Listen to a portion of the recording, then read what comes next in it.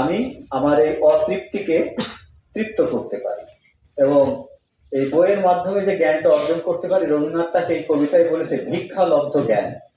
আপনি যখন কাউকে ভিক্ষা দেবেন তার বিনিময়ে মূল্য আপনি তার কাছে চাবেন না। তো বইয়ের কাছ থেকে যখন আপনি জ্ঞান অর্জন করবেন, বই কিন্তু আপনাকে তার বিনিময় মূল্য নেবে না, কিন্তু আপনাকে সে যথাযথ অর্থে জ্ঞানী তৈরি করে তুলবে। এই জন্য রবীন্দ্রনাথ এই বইকে কি বলেছে, যে ভিক্ষালব্ধ জ্ঞান।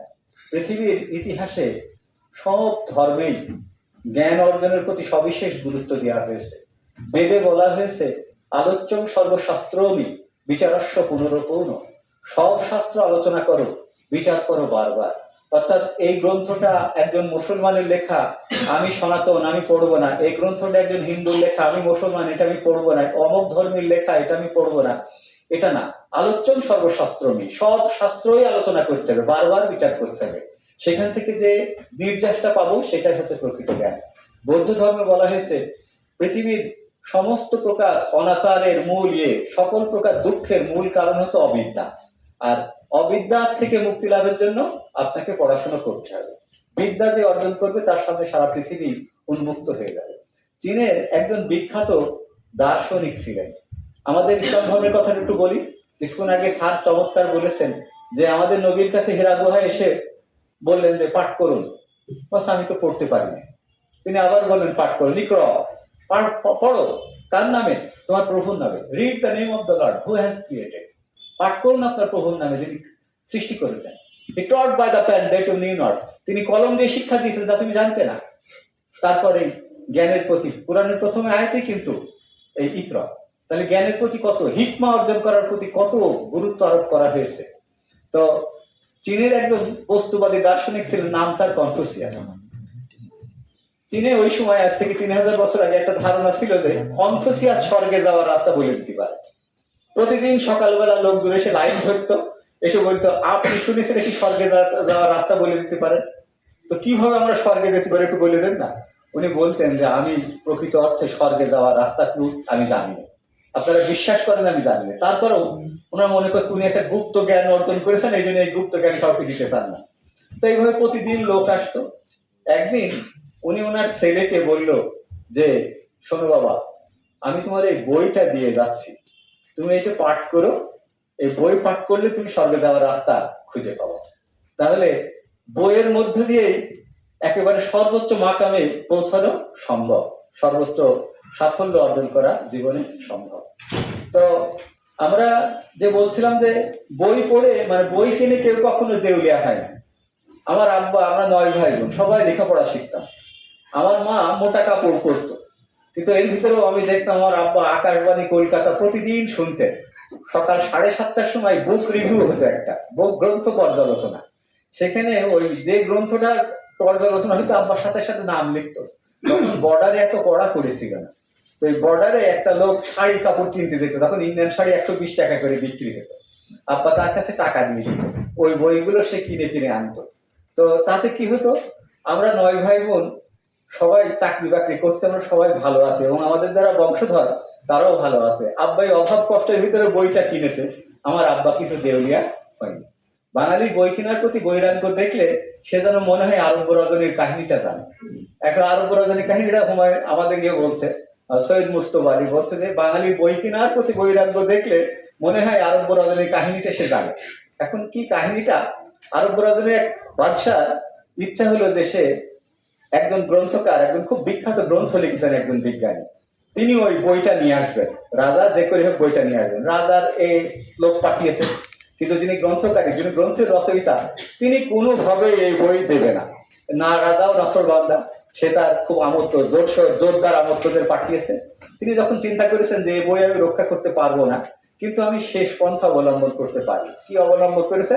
তিনি ওই বইয়ের প্রত্যেকটা পেজে পেজে বিষ মিশিয়ে রেখেছে। তো এখন ওই রাজা জোর করে বইটা যখন নিয়ে এসছে, নিয়ে আসার পরে রাজা রাত্রে গোগ্রাসে বইটা পড়া শুরু করেছে, একেবারে সারা রাত ধরে বই পড়ছে। একটা পৃষ্ঠা শেষ হচ্ছে আর মুখে এমন করে মুখে লাগা নিয়ে আবার পৃষ্ঠা উল্টাচ্ছে। এমন করতে করতে রাত্রে যখন ভোরে বইটা শেষ হলো, তখন তিনি বইয়ের বিষক্রিয়ায়, ওই যে বিষ দিয়ে দিয়েছিল, বিষের বইয়ের বিষক্রিয়ায় মারা গেলেন।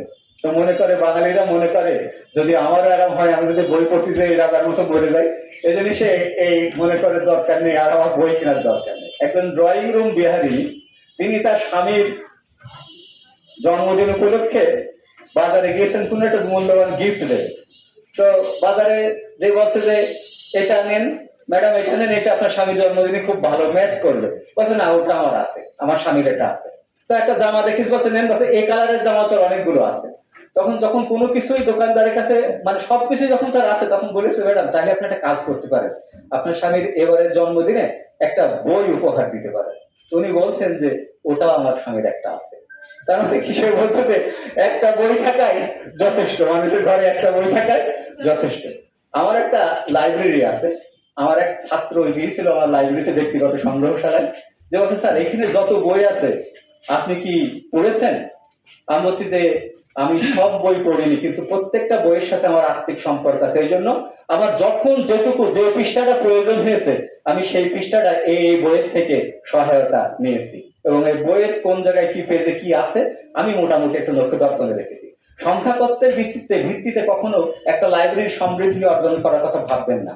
আপনার লাইব্রেরি 300 বই থাকুক, সেই বইগুলো যদি পড়ার মতো বই হয়, সেই বইগুলো যদি বিখ্যাত বই হয়, সেই বইগুলো যদি জ্ঞানের আকর গ্রন্থ হয়, সেটাই আপনার সমৃদ্ধ লাইব্রেরির কথা বলবে। এখন বলছে সৈয়দ মুস্তফা আলী বলছে যে রুটি মদ ফুরিয়ে যাবে, প্রিয়ার কালো চোখ ঘোলা হয়ে আসবে, কিন্তু একখানা বই অনন্ত যৌবনা। রুটি মদ ফুরিয়ে যাবে, প্রিয়ার কালো চোখ, যার চোখে সারা বিশ্বকে দেখি, তার নীল চোখে আমার কাছে মনে হয় সারা পৃথিবী আমি তো দেখতে পাচ্ছি। তো এই প্রিয়ার কালো চোখ একসময় ঘোলা হয়ে আসবে, কিন্তু একখানা বই অনন্ত যৌবনা। বই কোনোদিন তার যৌবনকে হারায় না। পরের লাইন বলছে যদি সেটা বইয়ের মতো বই হয়। আপনি 10,000 বই ঘরের ভিতরে নিয়ে এসে রেখেছেন, সৌজন্য সংখ্যা এই সংখ্যা, অকবি এ কবি বই নিয়ে এসে বই লাইব্রেরি ইয়ে করেছেন না। আপনার অত বইয়ের দরকার নেই। বইটা যদি আপনার জীবনের সাথে রিলেটেড হয়, বই যদি আপনার জীবনের সাথে সম্পর্কিত হয়, তাহলে সেই বইটাই অনন্ত যৌবনা, সেটা আপনার কাছে জ্ঞানের আকর হিসেবে থাকবে। এখন এই পৃথিবীতে কয়েকটি বিখ্যাত লাইব্রেরির কথা বলে আমি আমার আলোচনা শেষ করব। অ্যারিস্টটল একটা প্রথম লাইব্রেরি করেছিল, নাম হচ্ছে লাইসিয়াম। লাইসিয়াম শব্দের অর্থ ফুলের বাগান। তিনি এখানে পৃথিবীর বিভিন্ন প্রান্ত থেকে বিভিন্ন রকমের গ্রন্থ সংগ্রহ করে নিয়ে আসতেন, রাত দিন গভীর স্টাডি করতেন, এবং তিনি একজন যোগ্য লোককে পেয়েছিলেন। ওই সময় দিগ্বিজয়ী সম্রাট আলেকজান্ডার 1000 লোক নিয়োগ করেছিল স্যারের বিভিন্ন জায়গাতে গ্রন্থ এবং গাছপালা, পশু পাখি, জীব বিজ্ঞান, উদ্ভিদ বিজ্ঞান এগুলো যাতে ভালোভাবে গবেষণা করতে পারে এই লাইব্রেরিতে, সেই ব্যবস্থা তিনি করেছিলেন। যখন তিনি 327 খ্রিস্টপূর্বাব্দে ভারতবর্ষ আক্রমণ করতে আসলেন, পাকিস্তানের হিন্দুকুশ পর্বত অতিক্রম করে আসার আগে বললেন যে স্যার, অ্যারিস্টটলকে বললেন স্যার আমি ভারতবর্ষ আক্রমণ করতে যাচ্ছি, পৃথিবীর তো কোনো দেশ জয় করার আমার বাকি থাকলো না, আমি একটু ভারতবর্ষটা জয় করে আসি, তো স্যার আপনার জন্য কি নিয়ে আসবো? দেখেন শিক্ষক কারে বল, আমরা হলে বলতাম যে আমার জন্য এই দামি দামি দৃষ্টি মেনে দিও। বলছে শুনেছি ভারতবর্ষের সংস্কৃত সাহিত্য নাকি খুব সমৃদ্ধ, তুমি ওখান থেকে আমার জন্য কিছু সংস্কৃত সাহিত্যের গ্রন্থ এনে দিও। একজন টিচারের এর চেয়ে বড় পাওনা, একটা গ্রন্থকারের জন্য এর চেয়ে বড় প্রাপ্তি আর কিছুই নেই। তো এবার আমরা একটা বই লাইব্রেরির কথা বলি। এই বইটা লাইব্রেরিটা ছিল আলেকজান্ডার মৃত্যুর পরে তার একজন সেনা সদস্য ছিল, 4 জন যে জেনারেল ছিল তার ভিতরে টলেমি বলে একজন ছিলেন। টলেমি মিশরের রাজধানী আলেকজান্দ্রিয়ায় একটা বিখ্যাত লাইব্রেরি করেছিলেন। ওই সময় 8 লক্ষ বই সেখানে হাজির ছিল। এই 8 লক্ষ বই, এখানে ছিল সেমিনার কক্ষ, এখানে ছিল একটা ক্যাফেটেরিয়া, এখানে ছিল স্টাডি রুম, এখানে ছিল বইয়ের সারণী, সমস্ত কিছু ছিল। কিন্তু 49 খ্রিস্টপূর্বাব্দে জুলিয়াস সিজার যখন মিশর আক্রমণ করে বললেন যে এখানে এই গ্রন্থকারটা না রাখাই ভালো, এখানে জ্ঞানের চর্চা হয়, এখানে মানুষ প্রজ্ঞা লাভ করে, ভালো মন্দের পার্থক্য বুঝতে পারে, সম্রাটের সবকিছু মেনে এরা নাও চলতে পারে, তিনি লাইব্রেরিটা পুড়িয়ে দিয়েছিলেন। সত্যজিৎ রায়ের একটা বিখ্যাত সিনেমা আছে, সিনেমাটার নাম হচ্ছে হীরক রাজার দেশে। সেখানে তিনি বলেছেন এরা যত বেশি পড়ে তত বেশি জানে, তত কম মানে। এরা যত বেশি পড়ে তত বেশি জানে, তত কম মানে। যার যত পড়ার পরিধি বেশি সে তত রাজাজ্ঞা পালনে দ্বিধান্বিত হয়, সে সবকিছু মেনে নিতে চায় না, তার একটা বিচার বুদ্ধি, তার একটা চেতনা শক্তি থাকে। মুসলমানদের মধ্যযুগের জ্ঞান বিজ্ঞান চর্চার এক বিশাল সম্ভার ছিল ইরাকের বাইতুল হিকমা, এক বিখ্যাত লাইব্রেরি, 10 মাইল দীর্ঘ এক লাইব্রেরি। পদার্থ বিজ্ঞান, জীব বিজ্ঞান, উদ্ভিদ বিজ্ঞান, রসায়ন বিদ্যা, সমস্ত বিষয়ের উপরে গভীর আলোচনা তৎকালীন মুসলমানদের ছিল। হালাকুঠা বাগদাদ নগরী দখল করার পর সবার আগে যে কাজটি করলেন, এই বায়তুল হিকমাকে তিনি উড়িয়ে দিলেন, যার ফলে মুসলমানরা জ্ঞান বিজ্ঞান চর্চায় শত শত বছর পিছিয়ে গেল। যারা মধ্যযুগে ইউরোপের কর্ডোভা নগরীতে নির্মাণ করেছিল এক বিশাল লাইব্রেরি, ইউরোপকে যারা জ্ঞানের আলো দিয়েছিল, সেই বিখ্যাত মুসলিম দার্শনিক আবু আল ওয়ালিদ ইবনে আহমেদ ইবনে মুহাম্মদ ইবনে রুশদ, সেই ইবনে রুশদের মতো যার লেখানি দ্বারা তিনি ইউরোপকে আলোকিত করেছিলেন, সেই গ্রন্থগুলো এই লাইব্রেরিতে সংরক্ষিত ছিল। লাইব্রেরিটা পুড়িয়ে দেওয়া হলো। তাহলে লাইব্রেরি এখন কি আর সেই সময় আছে? এখন তার লাইব্রেরি পুড়িয়ে দেওয়ার কোনো সময় নেই। একটা ছোট্ট ঘটনা বলে আলোচনা শেষ করে দিচ্ছি। আমরা যারা বিশ্ববিদ্যালয়ে ভর্তি হলাম, ফার্স্ট ইয়ারে যে স্যার বলল আগামী দিন আমাদের একটা অ্যাসাইনমেন্ট দিলেন যে আলাউলের পদ্মাবতী কাব্য অবলম্বনে সুখ পাখির ভূমিকা, এর উপর একটা অ্যাসাইনমেন্ট লিখতে হবে। তো আমরা এই অ্যাসাইনমেন্ট লিখবার জন্য দৌড়ালাম, আগে কে যে লাইব্রেরিতে বই নিতে পারে, দৌড় দৌড়, সবার আগে যে পৌঁছাতে পারবে সে ওয়াকিল আহমেদের রোমান্টিক কাব্য উপাখ্যানে এই বইটি পাবে। আমরা দৌড়ালাম, দৌড়িয়ে যে আমি ওই দৌড়ানোর প্রথম তালিকায় থাকলাম, যে বইটা উদ্ধার করলাম।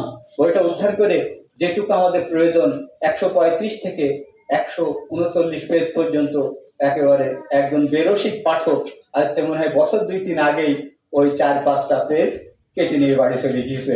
আমাদের আর সে কাজে দিল না সে বইটা। তো এখন কিন্তু সে সুযোগ না, এখন ই লাইব্রেরি, এখন একই সাথে কোটি কোটি মানুষ একটা বই দেখতে পাচ্ছে। এখন আর বইগুলো নষ্ট হওয়ার কোনো সুযোগ নেই। এখন সহজেই শুনছি নাকি কাটিং, পেস্টিং এন্ড সেটিং, এটাও সহজ হচ্ছে এই ই লাইব্রেরির মাধ্যমে। তাহলে এখন তো জ্ঞান বিজ্ঞান চর্চার অনেক অনেক পথ উন্মুক্ত হয়ে গেছে। আগেই বলেছিলাম যে বিপুল পৃথিবীর কতটুকু জানি। আমরা জানি যে বন্যেরা বনসুন্দর, শিশুরা মাতৃ করবে, এই কথাটা কিন্তু একটা বিখ্যাত ভ্রমণ কাহিনী, পালাও সঞ্জীব চন্দ্র চট্টোপাধ্যায়, বঙ্কিমচন্দ্র চট্টোপাধ্যায়ের ভাই।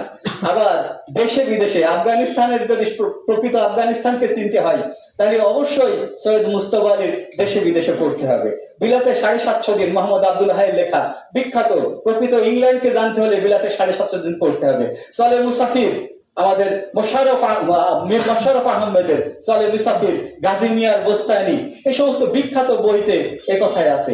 এমনকি আমরা যে ভাব সম্প্রসারণটা লিখি, তুমি অধম তাই বলি আমি উত্তম না হইব কেন, এই কথাটাও কিন্তু কপালকুণ্ডল উপন্যাসের প্রথম যে অংশটা আছে সেখানে ওই ভ্রমণ ভিত্তিক বিষয় থেকে। অতএব বই যে পড়বে তার কি হবে সে কথা সৈয়দ মুস্তফা আলী বলেছে যে তার মাছির মতো এক গাদা চোখ থাকবে। চোখ মানে কি? আমাদের তো চোখ দুটো, আমাদের তো সিঁড়ির মতো 3টে নয়নও নেই, আমরা তো ত্রিনয়ন না। কিন্তু আমাদের যদি এই নয়নগুলোকে, মনের নয়নকে বাড়াতে হয়, মনের নয়ন প্রচুর করতে, মাছির নাকি 6টা চোখ। সেই জন্যই দেখবো ছোটবেলায় যারা আবার যারা ছাত্রছাত্রী রয়েছে, মাছি যখন তোমরা কোনো কিছুকে মারতে যাও ও উড়ে চলে যায় খুব দ্রুত, মনে হয় যে মারতে পারলাম না খেলে। আসলে ওর মাথার উপরে 6টা চোখ আছে, সে সবকিছু দেখে ফেলে, সামনে পিছনে সবকিছু সে দেখতে পায়।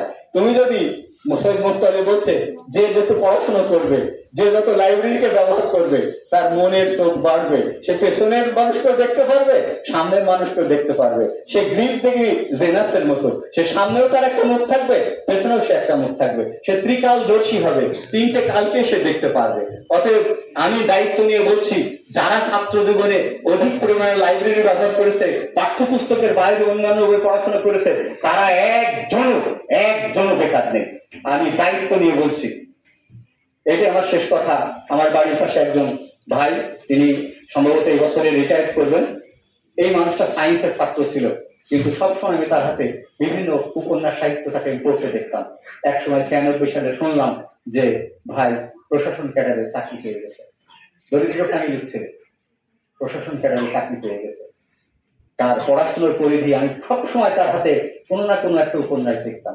অতএব ইহজাগতিক মুক্তি মানে কথিত চাকরি, বা জীবনে বেঁচে থাকার জন্য চাকরির প্রয়োজন, এটাও যদি আমরা অর্জন করতে চাই তার জন্য আমাদেরকে বইয়ের সাথে থাকতে হবে। তাই এই কথায় আমিও সেই মনীষীর সাথে একবারে বলি, রিড রিড অ্যান্ড রিড, পড়ো পড়ো এবং পড়ো, পড়িল বই আলোকিত হই, না পড়িল বই অন্ধকারে রই। আমরা এই অন্ধকারকে বিদীর্ণ করে গ্রন্থকারের সাথে সম্পৃক্ত থাকবো, এই প্রত্যাশা ব্যক্ত করে জেলা প্রশাসন এবং জেলা গ্রন্থকারের প্রতি কৃতজ্ঞতা জানিয়ে আমি আমার বক্তব্য শেষ করছি। আসসালামু আলাইকুম।